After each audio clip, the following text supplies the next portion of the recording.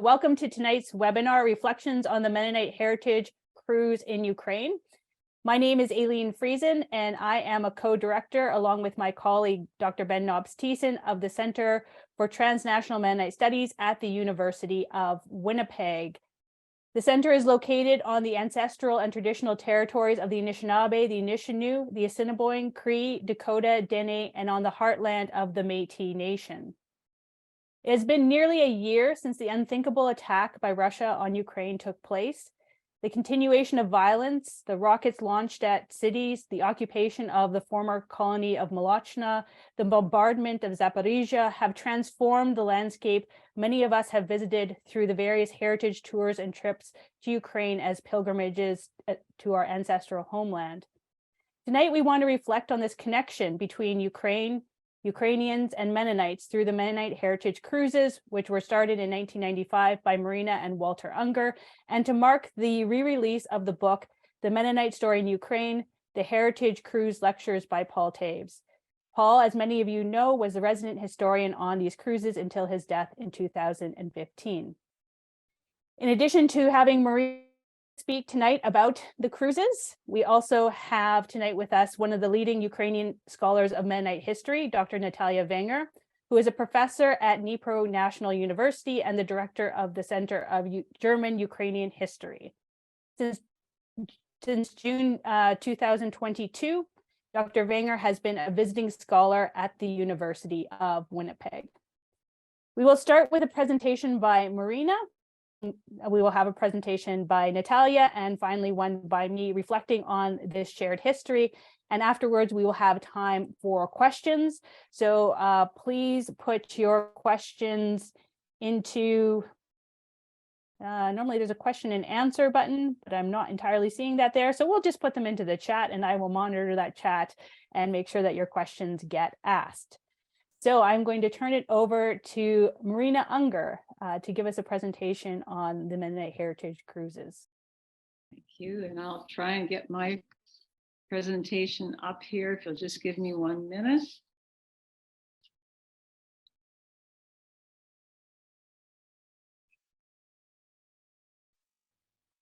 There, I think we're ready. I had no idea when I first visited Ukraine back in 1993, simply out of curiosity, that I would be drawn into the country and its people the way I have been. 30 years later, the interest is still there, and I feel even more connected. It was a personally rewarding experience. Ukrainians accepted us, they were interested in us, and they had a willingness to go on a journey of discovery with us. Walter and I always felt the cruise was the best thing that could have ever happened to us. It changed our lives and our world. The beautiful thing is, it was something we were able to do together. The timing was perfect. The Soviet bloc had collapsed. Ukraine had gained its independence, making travel to that part of the world easier. Walter had retired from 37 years at the CBC and needed a new project, and I was in the travel business. I think you could say the stars were aligned. When we began, we knew very little about Ukraine or Mennonite history. There was so much to learn. Was it safe? What places should we visit? The weather, the food, Ukrainian politics. Which Mennonite villages were important? We read, consulted, asked questions, and eventually put together a cross-functional, cross-cultural integrated team from both sides of the Atlantic. The core group of North Americans are in the back row, and Ukrainians are in the front row with me. The ship's owner, Yuri Sokolov, is sitting next to Walter, and Lesia Bogoslava, his administrative assistant, is next to me. They couldn't have been easier people to work with. I remember fondly our many pre-cruise scouting trips in Ukraine with Olga Shmakina from Zaporizhia and Maya Mamenko from Yalta. The pleasurable hours spent working on details of village bus routes and private trips with Larissa Goryacheva, head of Zaporizhia In Tourist. She knew everyone and was a brilliant organizer, essential to the cruise. How fortunate we were to spend time and days traveling with these wonderful, talented Ukrainians. There were many opportunities that opened themselves up to us. During a pre-cruise scouting trip in June 1995, we were looking for Mennonite-related sites in Odessa. We remembered historian Harvey Dick telling us about the Brown Archives housed in a former Jewish synagogue, now the Odessa Archives. Out of curiosity, we wandered by one day and knocked on the door. To our surprise, we were invited in by Lilia Belusova and the director of the archives, Mr. Valenchenko. We shared our story and asked if they would consider preparing an exhibit for us when the cruise stopped in Odessa that fall. They agreed. We couldn't believe our luck. We knew this would be an important experience for the passengers. Another friendship was started, and Lilia would continue to prepare an exhibit for every cruise after that. Paul Toews would refer to the exhibit as the richest collection of materials brought to our history anywhere in Ukraine. With all the learning that was happening on the cruise, lectures, research, discussions, Walter would call us the floating university. It was originally said in jest, but it stuck. The theme was carried out in good humor when handing out diplomas at the captain's dinner. There was often lighthearted debate about whether someone really deserved to graduate or not. And one year, Larissa Goryacheva was given an honors degree for having survived 40 years of Mennonite tourism. While humor was a key part of the cruise, historical investigation and documentation was the foundation. A Mennonite Academic Awards ceremony took place at the University of Dnipropetrovsk in 2003.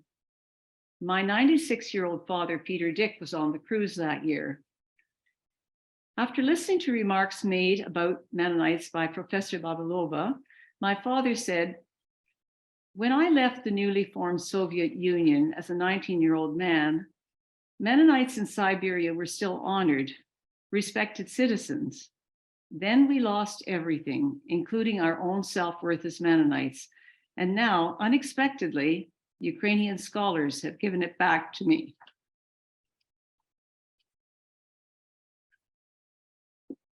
I have a particular memory I would like to share. In preparing for this evening, I watched some video clips from past cruises. I came across a sharing evening from the 2001 cruise. It was the evening after the gala opening of the Mennonite Center in Moloshansk. I remembered the occasion well, but it had slipped my mind, and watching it again, I was moved. I'll start with some background to the day's events. Alexandria Sayenko, the mayor of Moloshansk, suggested to historian Harvey Dick that Mennonites buy the Mädchenschule in former Halbstadt and restore it.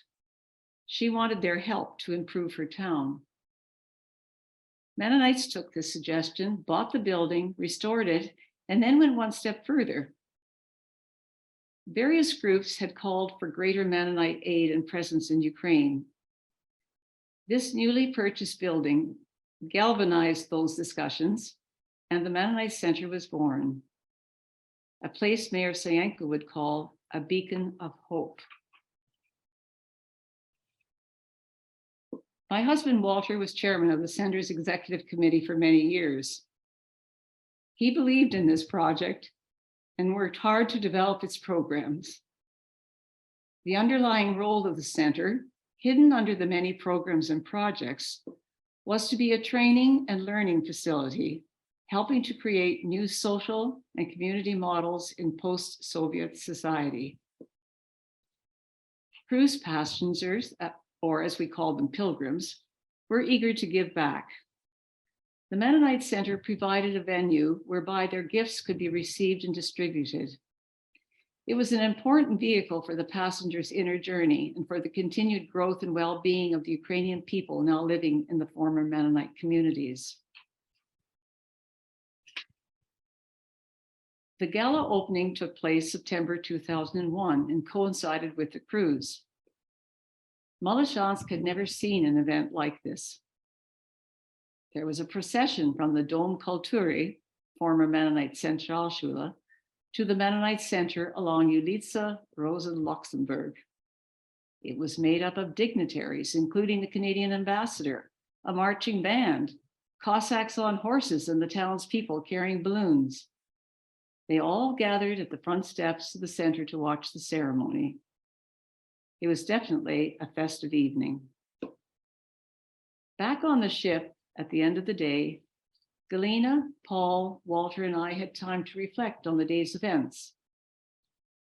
Galina's thoughts were unexpected, and we asked if she would share them with the passengers next evening.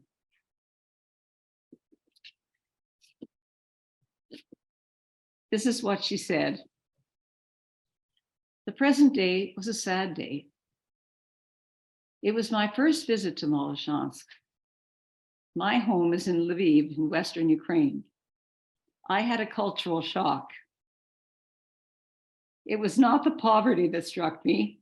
The country is in economic crisis, so poverty could be explained. It is the standard of living that is incredibly low. Dirty windows, garbage in the streets, houses not cared for, shabby, unpainted facades.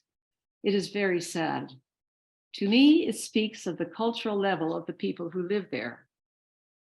I started to think about it, the reason. I came to the conclusion this is not usual. Everything that happened to my country and to the people helped to create this result. It was a long process that probably started in the 19th century with an aim to destroy, to kill the identity and the cultural roots, the rituals of Ukrainians. She talked about Alexander II removing the Ukrainian language from schools, libraries, and stage performances. This continued through the Stalin years with Ukrainian cultural sites being destroyed, bandura players outlawed, collectivization of farmers, dekulakization, and forced famine. She went on to say, the biggest enemies for the Bolsheviks were the peasants and the national minorities. Ukrainians and Mennonites shared the same fate. Khrushchev, in a secret speech at the party Congress, said, Ukrainians avoided the fate of other nationalities like Tatars that were fully exiled from their lands. Ukraine avoided the same fate only because there were too many of them and there was no place to deport them. According to the official protocol, the reaction of the audience was laughter. Galina was saddened by this reality, and Walter said, let's pray for a good leader and for the country. She responded, I think we need another Moses, 40 years, and a generation that hasn't experienced slavery. Unfortunately, this story applies today as much as it did 50 or 100 years ago. I am deeply saddened to know this attempt to destroy Ukrainians continues. But if we have learned anything, it's that our actions and ability to come together as a community can give hope and bring change. This present tragedy has only served to further strengthen the Ukrainians' resolve and forge a stronger identity. The Mennonite Center building may presently be occupied by Russians, but the resilient Ukrainians have moved the administrative office to the Wallman residence in former Kortitsa Rosenthal and bravely continue as part of a network helping other Ukrainians make it through these tough times. The beacon of hope continues. What started as a trip to discover our roots in Ukraine became an inner and outer journey that puts us in touch with our past, ourselves, and most importantly of all, with Ukrainians. For me, this present tragedy only strengthens the relationships and commitment that we have made to the people of Ukraine. Thank you.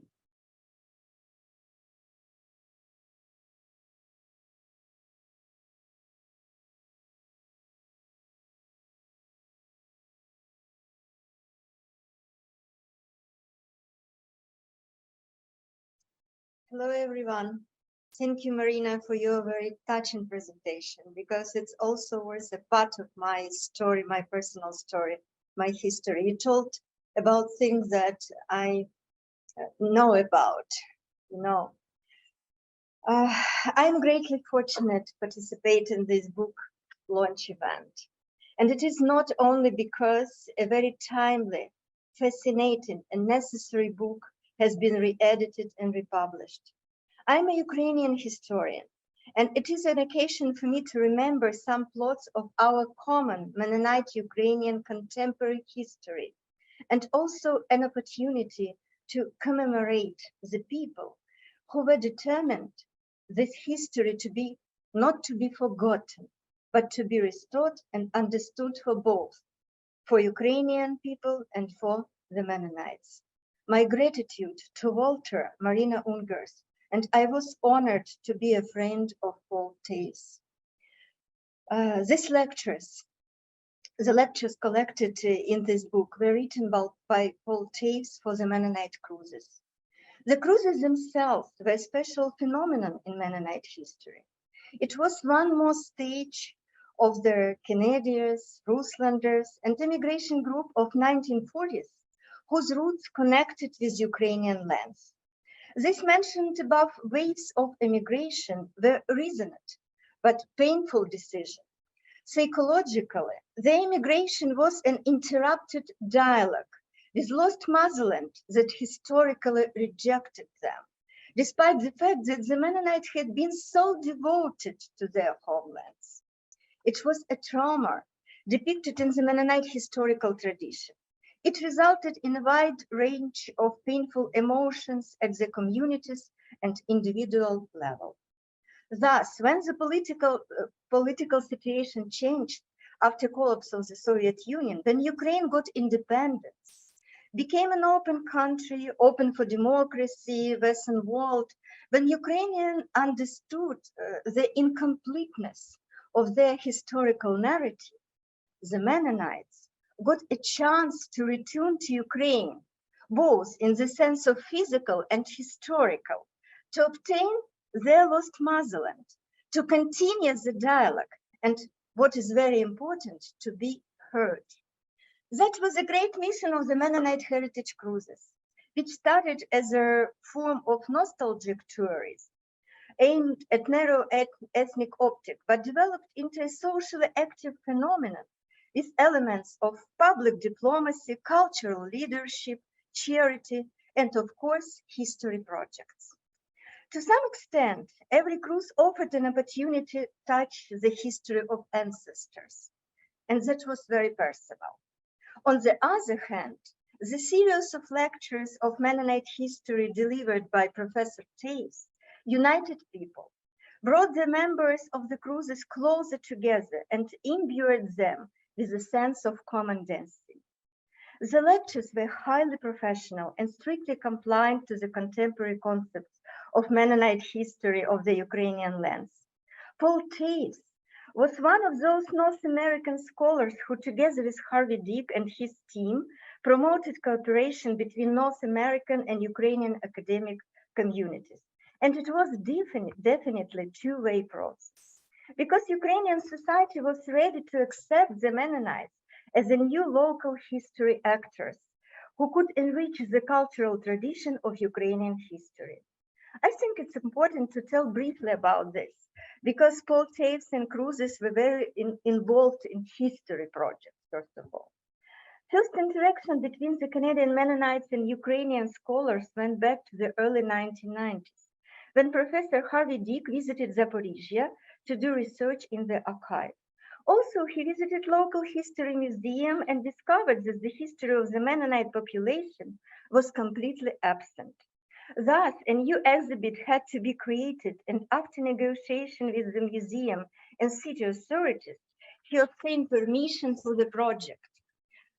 The Ukrainian historians from Research Center at Dnipro National University were also involved to develop the concept of the exhibit. And it was the beginning of a long-term collaboration. The opening of the exposition in May of 1999 was synchronized with an international history conference in Zaporizhia. One more conference was held in 2004, and it was accompanied by an exhibition led by Paul Toews personally. Then a library-related projects and few archival projects were extremely successful for both North American and Ukrainian historians. Being a Fulbright scholar in Ukraine, Paul Toews donated 100 books to the library of Zaporizhia University. Also, he lectured on Mennonite history to university students in Ukraine for 2 years. Thanks to these efforts, Mennonite historical narrative got publicity in Ukraine. Information about the Mennonites, events and projects appeared in local media. Boris Letkeman, a Mennonite volunteer from Zaporizhia, recalled after the first conference, "Other Mennonites and I can walk tall around the city now." I have told it because Mennonite cruises were involved in the project. The cruises attracted attention of the local population and created conditions for social interaction between the host community and the Mennonites. The members of the cruises participated in an academic conference of 2004 that envisaged holding panels in Dnipro, Zaporizhia, Melitopol, Melichansk. Thus, Mennonite culture and history began to recreate the symbolic and memorial resource that had been destroyed during the Soviet times. Special commemorative events, deliberately planned at the times of cruises, contributed to the restoration of the Mennonites to the historical landscape of Ukraine and drew a lot of attention from the locals. The monument projects were of great importance. Monuments erected by the Mennonites had a double purpose: to identify the sites of former presence of Mennonite congregation and to remind of the repressions that affected the German-speaking communities. A series of commemorative events took place in Molochansk in May 2004 and then in November 2009. Attending the events, the residents discovered the historical past of their cities and villages in a new way. Watching the audience reaction, Professor Paul Toews noted with optimism, quotation, "We will make a fire, not the ashes from the altar of Mennonite past in the Russian Empire." He was convinced that the lesson on how to respect history taught by the Mennonites was socially important for Ukraine. Toews was sure that the Ukrainian would learn how to make this fire on their own by the calling of their soul, because they were impressed by the Mennonites' attitude toward their history. Paul's words were not only optimistic, but predictive. In a literal sense, the return of the Mennonites to the historical landscape of southern Ukraine was reaffirmed by the policy of dehumanization in Ukraine. A number of names associated with this congregation appeared in the toponymy of Zaporizhia, Dnipro, Berdyansk, Molochansk. Those cities were Shenviz city, Nimburskaya Street, Andreas Wallman Street, Gerhard Rempel Street, Mennonite Street, Rosenthal Street, Hortitskaya Street, Ivan Izau Street, Mennonite Street in Berdyansk. These names either replaced old Soviet figures or took their place next to the new Ukrainian pantheon of heroes formed during the years of independence. As for all of the Mennonite communities, it also found reflection in the town's anthem of Molochansk. I'll tell you a quotation translated from Ukrainian, and it doesn't rhyme in English, unfortunately, but I think it's very clear. Here, Cossacks traversed the vastness of the Milky River. The Mennonites founded you. You became known as Halbstadt forever. These simple and easy to remember words, when they're in Ukrainian, confirm the local recognition of Mennonite heritage and the success of the cruises in promoting Mennonite multi-vector programs. In this anthem, the Mennonites are lined up beside the Cossack. That is very symbolic. This is exactly what Mennonite aimed for, to be placed next to the Ukrainians in the history of the region.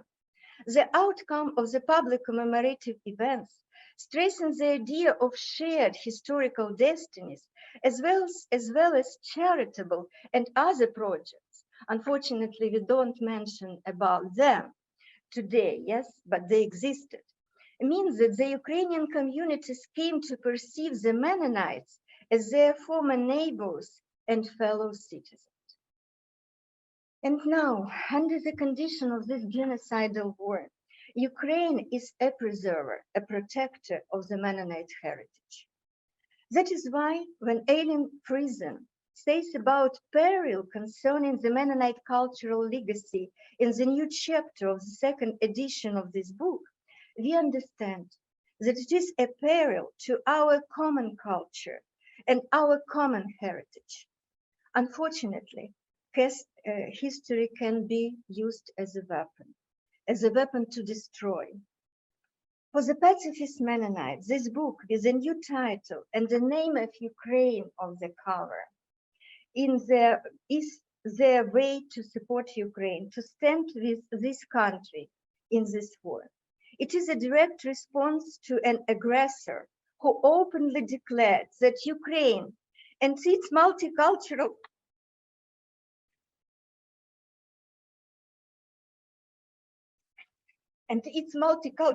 legacy should not exist.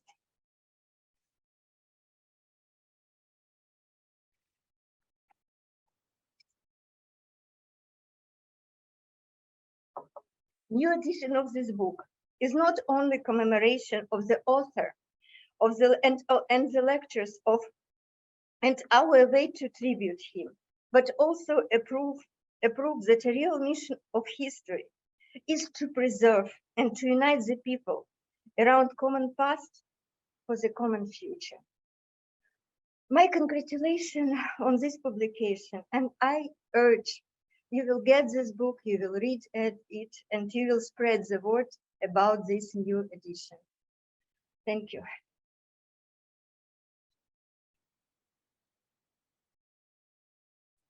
Thank you, Nataliya, and thank you, Marina, for those really moving presentations.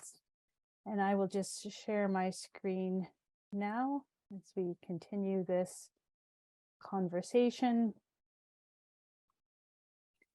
And so, as Nataliya referenced, this book has actually already been published. So it was published in 2018. A group of interested parties, of Paul's friends, of the Mennonite Heritage Cruise core group, wanted to preserve his lectures and gave Dr. Royden Lowen at the University of Winnipeg the task of putting them together, and he then shuffled that task onto me to create this book to preserve Paul's legacy. And I did that, and we published the book in 2018 under the title The Russian Mennonite Story, The Heritage Cruise Lectures by Paul Toews with Aileen Friesen. And the original title made sense. As many of you know, the identity of Russian Mennonites is used in historical documentation, is still used today by people to describe their heritage. And it makes sense from one standpoint. I mean, for instance, the Jewish community, there is also this notion of Russian Jews. So within minority groups who are not necessarily geographically located in one specific area, this identification with the imperial identity is commonplace. And so we felt comfortable in the original publication putting that title up. But we sold out of all the books that we had available. And as we are coming into this centenary of the Russlander migration from the Soviet Union, which Paul's family was also a part of, we thought, well, it's time to maybe republish the book. But as I entered into the process of publishing the book, obviously the landscape had changed significantly. Russia had bombed Ukraine. We were all worried about the land, worried about the people, worried about friends, worried about what was going to happen. And it just didn't seem right to continue on under that same title. So I made the decision and the choice, as Nataliya says, to show our support of Ukraine by renaming it the Mennonite Story in Ukraine. And I also saw it as a challenge for us as historians to understand this history in new ways and to ask questions about our history, and not to be kind of view it through a narrow lens that we had been given by maybe some of our ancestors. And so the republication of the book includes Paul's 3 lectures, includes my original introduction, and then also includes a new section called A Heritage in Peril, with a question mark on purpose, to think through what was the meaning of how does the war affect our understanding of Mennonite history. So first, I want to just take a quote from the introduction, because I think it's important to kind of situate the book into Paul's understanding of what our responsibility is. And so in the introduction to Heritage Revisited, I write, Paul understood our responsibility to this land and its people. It's not enough to dip our toes in the Dnipro, take pictures of the remnants of former Mennonite buildings, and eat watermelon grown in the soil once plowed by our ancestors. We might well spend 2 weeks recalling a world long gone, but Paul challenged us not to turn our backs on this heritage once we reach the shore. We have a responsibility to ourselves, our children, and our ancestors to engage with this story and with the land that produced it. This is not about dwelling in an idealized past, but rather contributing to the future of a place that meant so much to those we love. And I didn't think it was going to take on a new meaning with the start of the war, but it really is about the relationships that Paul created with Ukrainian historians at Marina and Walter and everyone else who was involved with the cruises, created with their Ukrainian counterparts, and the effort put into maintaining and cultivating those relationships. So this isn't just about us going to Ukraine and taking, this is about us giving back and engaging and really making this story meaningful for everyone. And what is this obligation? Well, for me as a historian, part of the obligation was thinking through the identities that Mennonites created while living in this land. And one of the identities that I've spoken about is this Russian Mennonite identity.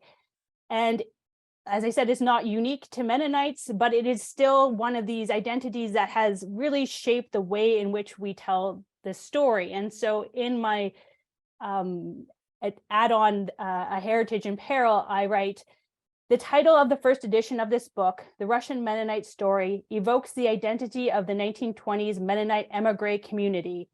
This community maintained a strong affection for the lost world of late 19th and early 20th century Tsarist Russia, a world defined by a sense of immutable security created and sustained by empire. But we are not confined by the limitations of our ancestors' imaginations. Renaming the book, The Mennonite Story in Ukraine, is an acknowledgement of how the war has caused a seismic shift in our understanding of this history, while simultaneously creating new challenges for its future. And these new challenges came at a time in which there was starting to be a revival of this history. So Marina and Nataliya speak about the tours and all the wonderful things that happened in the tours, but after the tours ended, we had a little bit of a lull. There were still relationships maintained and developed, but there was the older generation that had created these ties was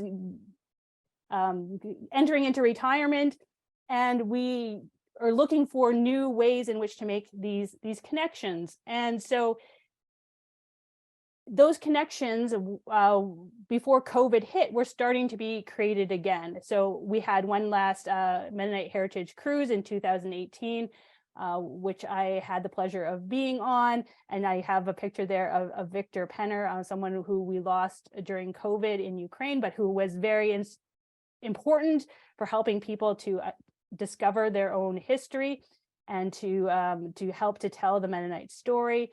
We also had a number of different projects that were underway. So there was the headstone project, the Hortitsa headstone project that Werner Toews was involved in. And this was an initiative that came out of Ukraine, that came out of the Hortitsa National Reserve. And there were a number of people involved in helping getting that project started. Max Shansky, also Maxim Ostapenko were involved in that. And we have a beautiful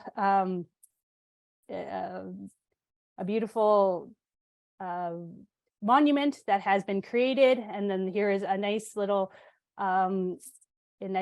plaque that is there that is in 3 different languages: English, German, and Ukrainian.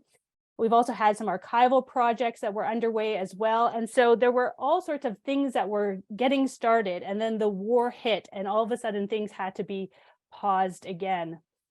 And so this is to note of what was started, but also to inspire us to keep all of these things going as we think about the next steps in this relationship that will take place after the war has ended. And we know that the war is going to add new layers of histories to the violence already hidden in the soil and embedded in the buildings still standing. Many of you were on the cruises and could see bullet holes from the Civil War in buildings that you encountered. We know that the destruction has been extensive, and we don't know exactly what will remain after the fact. And we also know that the trauma, this is now inflicted trauma on a new generation, and that this will all be issues that will have to be addressed and dealt with. So on the one hand, we have this brutality of the war, and the war has brutally ended possibilities for individuals, for families, and for communities. But despite these losses, Ukraine continues to stand stoically, demonstrating that as long as there are people willing to forge through the rubble to find the stories of those silenced by terror, the memory of all that has been sacrificed in the past and present will continue to give us strength to aspire to be better versions of ourselves and to move beyond the limitations that we have inherited. And it's my hope that through the republication of this book, that we can keep this story alive and keep passing it along, so that there'll be a new generation after this generation that will stand in solidarity with Ukraine and will help be interested in their own history and be interested in collaborating with Ukrainians to tell our shared history together. Thank you.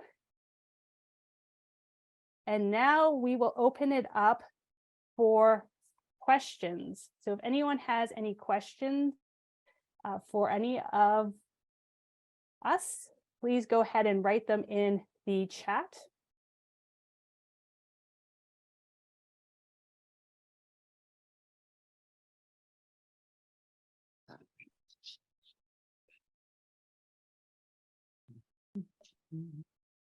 There have been kind words about everyone's presentations so far, so thank you for all of that on behalf of Marina and Nataliya. But if anyone has any questions about the cruises, about Ukrainian scholarship on Mennonite history, feel free to go ahead and ask them.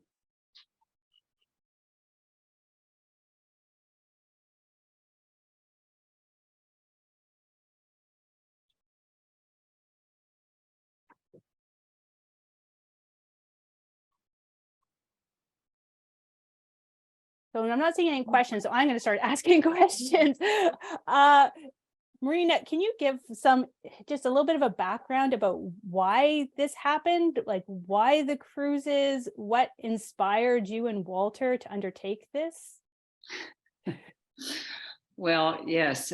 When I opened up, I said I went there out of curiosity. I did. I happened to, because I was in the travel business, I just had some opportunities that came my way, and knowing about my past connection with Russia, the first trip I took was to St. Petersburg on the Russian waterways. And I was really quite astonished, because when I'm looking at all the maps, I see that there's a cruise on the Dnipro, and I'm thinking, oh, this is great. And I notice on the map, it says a word Zaporozhye that I didn't know at all. I had heard it, but I'd never seen it in print.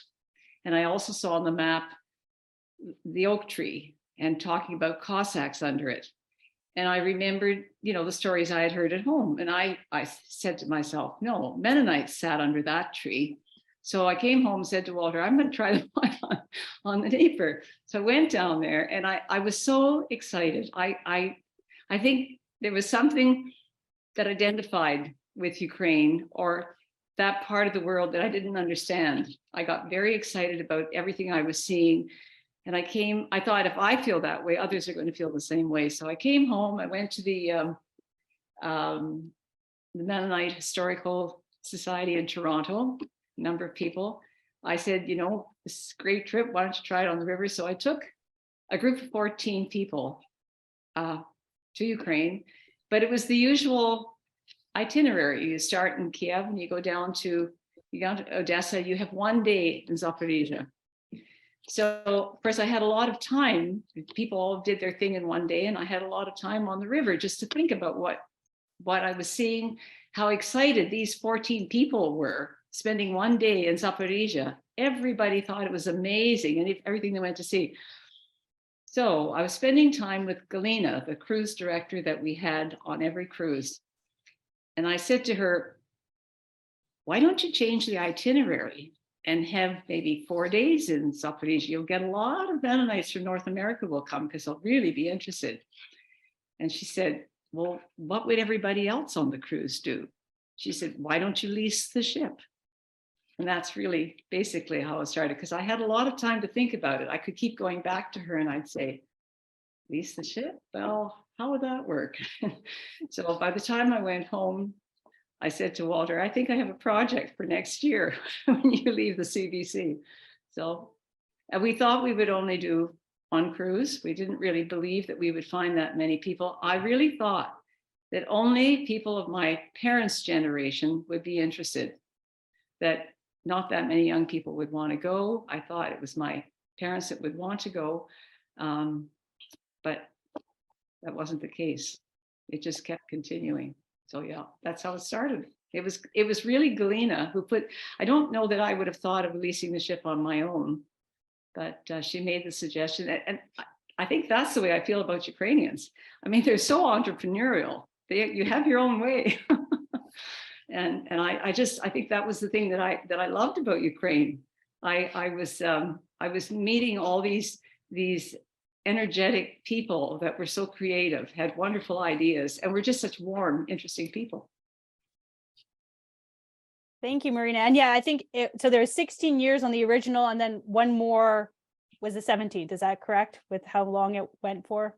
And that one, we had finished in 2010 because Walter was not well. And we thought, well, we were so fortunate. We had that amazing run in a period of time where Ukraine was, those were good years for Ukraine, but there was the downside in the economy. So when we ended, and then of course with 2014 or 15, when the problem started with the annexation of Crimea and with Russia, and there were difficulties with the economy, and it was Larissa who said, wouldn't we consider doing one more cruise? That if they needed the help economically, and we said, well, we'll see if there's still some interest, and of course there was. So yeah, you sold out that cruise. So no problem.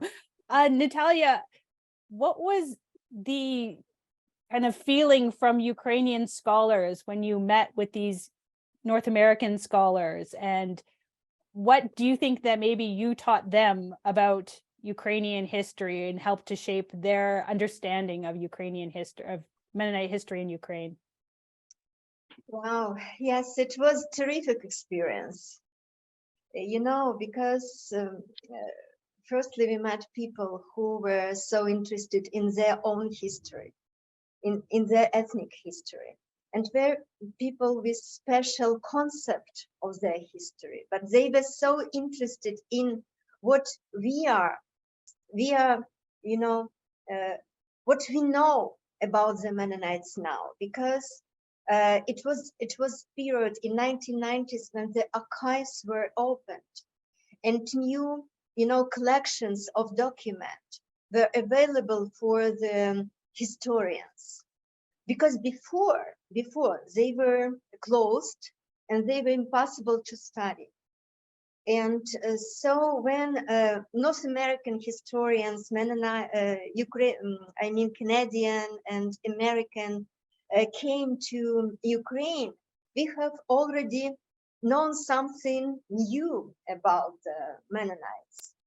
And so it was important for North American historians, and Paul was very interested in that, to get new information from Ukrainian archives.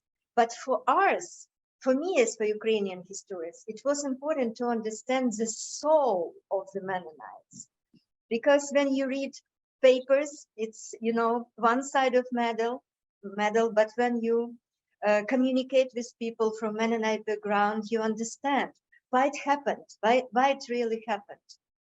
So it was so, I would say that first communication was terrific. And we are very grateful to a library project because I think that many people who are even now connected participated in that project, because the people from Canada, from US, they collected books and those books then were sent to Zaporizhia, first of all, to Dnipro city.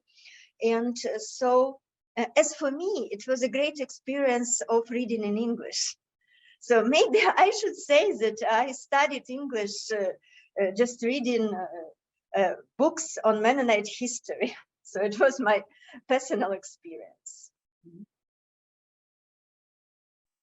Yeah, it must have been a very interesting time with all of this energy going into the study of Mennonite history, and the conferences were an amazing time. Great push. Yeah, I wasn't there to participate in them, but they were a great push in order to get people to understand the significance of telling the story together, of comparing notes. There were a number of times in which Ukrainian scholars pushed forward issues that North American scholars were hesitant about, and they helped to shape. You're going to say something, Nataliya? Yes, and I just want to say that, so one more experience, one more feeling that we understand is that Ukrainian historians studying Mennonite history got, a very grateful audience. because people, Mennonite, were very interested in what we were researching and what we were doing, and they were very interested in the results of our researches. So it was also very interesting, because in Ukraine, some people, they didn't know who are Mennonites. They say, what you are studying? What are you studying? But the Mennonites just were great listeners. They were grateful audience for the results of our researchers. Yes, a very enthusiastic audience. I'm just putting in the chat, anyone who wants to order the book can do so. So this is the new book, The Mennonite Story in Ukraine, can do so online. Our website is still the Russian Mennonite Story, just because we don't have the funds to change our website. So this is all done through the University of Winnipeg. And I will say that it's all funded also through the Paul Toews Professorship Fund, which was set up and established at the University of Winnipeg. And the book, everything that all the sales of the books, all the money goes back to the Professorship Fund, which we use to do things like these webinars. We use it to do things, events. We use it to do archival projects in Ukraine. The memorial stand that's at the memorial site for the Kortitsa headstone project, that was also funded by the Paul Toews Professorship Fund. So all of this, you are getting a great book and also supporting a good cause. And I will add that so shipping is free. And also, just because Nataliya was talking about the significance of the conferences for both Ukrainian and also North American scholars, The hope is, obviously, we don't know how this current situation is going to resolve itself, and it's still ongoing. And there's some questions about places that are being occupied in Ukraine. And yes, the former colony of Malachna is under occupation by Russia. Zaporizhia gets bombed regularly. It's a very terrifying situation. Dnipro has been bombed. It is all absolutely horrific. And so we can't, we are all praying that things will work out for Ukraine's sovereignty of all of the territories of Ukraine. But I just want to say that when that happens, obviously a conference will be held in Ukraine because Mennonite historians from North America will want to go back and to re-engage those conversations with Ukrainian scholars that are still continuing on even with the war, but just to show our support of scholarship there. So one question is there material archived available to Mennonite scholars in North America? Nataliya, why don't you talk about that, about the materials? So you're currently in Winnipeg. What kind of materials are you looking at in Winnipeg? Oh yeah, it's I am not tired to repeat that Mennonites in 1990s and the beginning of 2000 years, they have done a great work. They collected very important for them documents from central and some oblast regional archives from St. Petersburg, from Zaporizhia, from Dnipro, from Odessa. So it's now staying here, and I'm doing my research, and I have a great opportunity to use all these collections. They're in microfilm, and some of them is just copying papers. And so I think that it was a very successful, a great program for now and for the future. And the only thing that I'm curious about, because we need a new generation of maybe North American historians to be interested in the Ukrainian context. So we should, encourage them, maybe arrange special, maybe scholarship. I think that it's very important for the Mennonite, because if you think that all the, plots of Mennonite history in Ukraine are completely researched. No, it's not. It's not. We have so many themes. We have so many dark spots of history that need to be studied. And I think it's important not only for history, but it's important just for Mennonite identity.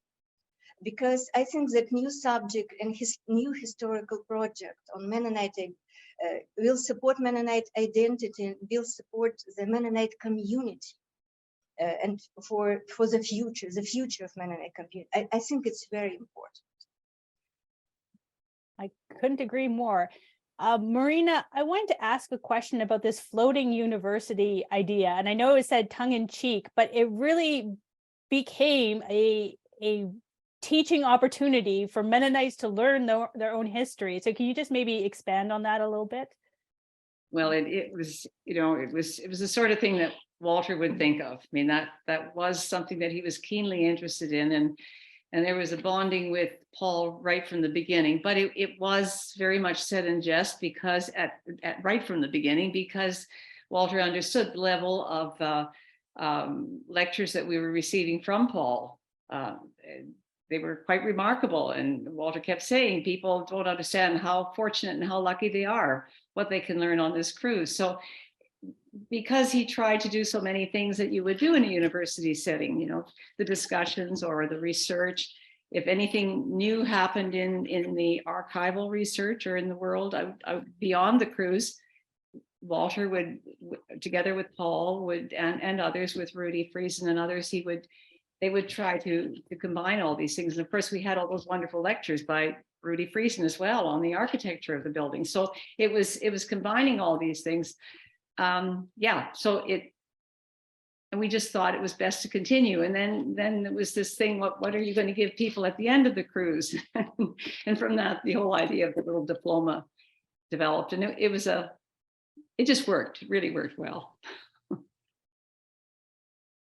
Yeah, people were enthusiastic about it. And we should also mention, of course, Rudy's book is instrumental for understanding the material culture still there in Ukraine, the building still standing. He did incredible research trying to uncover all of that. And it's also a very amazing book for people who are interested in this history. So we have only 2 minutes remaining. And if anyone has any questions about the actual book, you can email me at the University of Winnipeg. Go ahead and ask me any of your questions. But I want to do this final question for Nataliya about why Mennonites? Why is your scholarship on Mennonites? What interested you about Mennonites? Okay, so when I was a student, I never thought about it. But when I graduated, and when I was graduating my university, and I was planning to to take a postgraduate course, and my head for postgraduate course was Sergei Plokhy, if you know. It's now rather famous scholar, and he's professor of Harvard University, a great lobbyist of Ukraine. So, and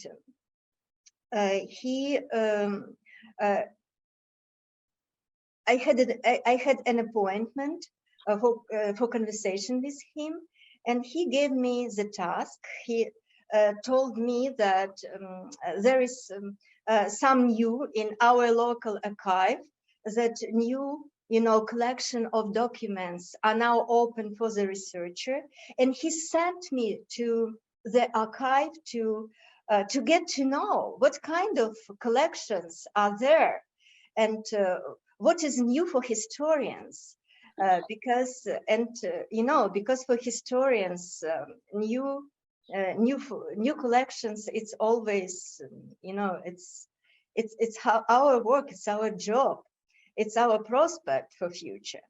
And so I went to Dnipro National Archive, and I visited the archive for maybe a week, because it was 134 collection. It is about the Guardian Committee. And so after that, I came back to him, and I said him, I don't remember what exactly I said him, but I said him that it should be subject for my life.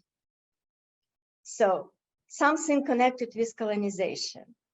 And then I started reading about the Mennonites, and I was very curious, because I've never heard about that before, really never heard. And so I understand that I can be a pioneer. So I was proud of that, because I was a young postgraduate student, with some ambitions. So that is why Mennonites. And then, it was very important to meet Mennonites, because when you meet Mennonites, and when you understand that you do something not for yourself and not for your degree, but you do something for people. So I understood that my research is important for people. So this very, humanitarian side of my research is so very important for me. And even now, when I'm a refugee in Canada, and and I'm also among the Mennonites, so I'm among my people. So Mennonites are my people. That is why. Maybe it's a very brief answer.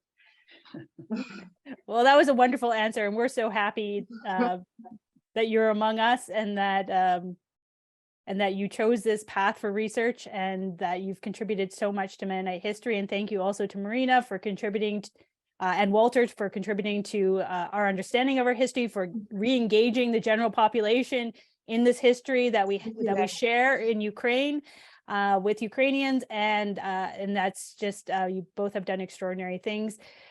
in those areas. And if anyone is interested, although a trip to Ukraine is no longer possible at this very moment, but there is the Memories of Migration Russlander at 100 tour that is taking place across Canada to commemorate the coming of Mennonites to Canada during the 1920s. Also a very extraordinary story, and Nataliya will be presenting at an international conference that will be part of the festivities at the University of Winnipeg. So you can look forward to that as well. So thank you everyone for joining us this evening, and I will say good night to all of you. Take care.